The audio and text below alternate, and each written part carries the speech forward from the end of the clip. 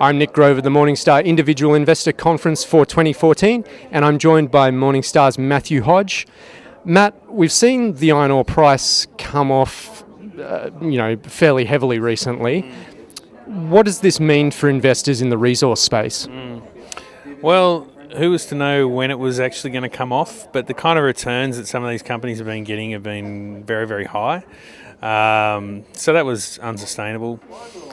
We've done a lot of work on iron ore in the past couple of months, and we went in with a certain view that the iron ore price was going to be 90, and now we think it's going to be less than that.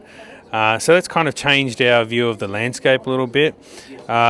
Some of the smaller high-cost miners we think are really going to struggle, and BHP and Rio and Vale, those guys are pushing really hard on the expansions, the low-cost guys.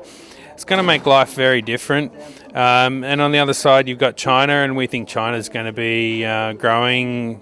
Well, the growth is going to flatten, basically. So there's not going to be a huge amount of growth in iron ore. The miners have caught up, therefore the price is going to be lower.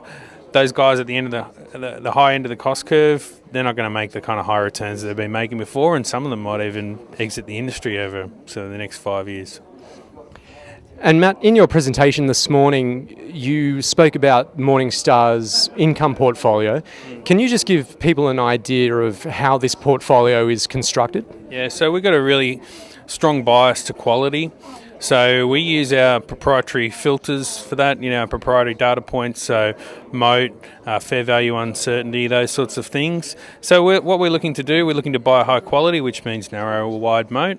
We're looking to buy stocks that are undervalued, so we're looking to buy at or below fair value if we can, and we're looking to be relatively certain that we are buying that fair value, so that's where the fair value uncertainty comes in. So that's how we manage the income portfolio. It's very low turnover.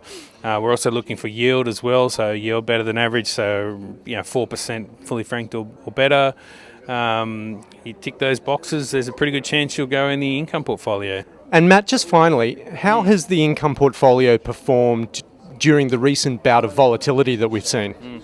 So falling interest rates have really been a positive for the income portfolio and income stocks in general. So the performance leading into it has been very strong. Maybe we would have expected a little bit of that to be given back in the downturn that we've had. We're not saying that interest rates are going to rise anytime soon, but that trend, falling interest rates and into income stocks, has been very positive, and that's probably reaching the end of its life. But we've been really pleasantly surprised with the performance, and I think it shows the benefits of biasing towards quality, those narrow and wide moat stocks, low and medium fair value uncertainty. The earnings from those businesses are very solid.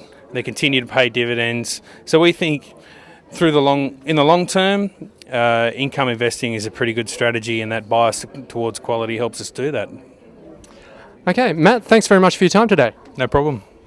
I'm Nick Grover, the Morningstar Individual Investor Conference in 2014.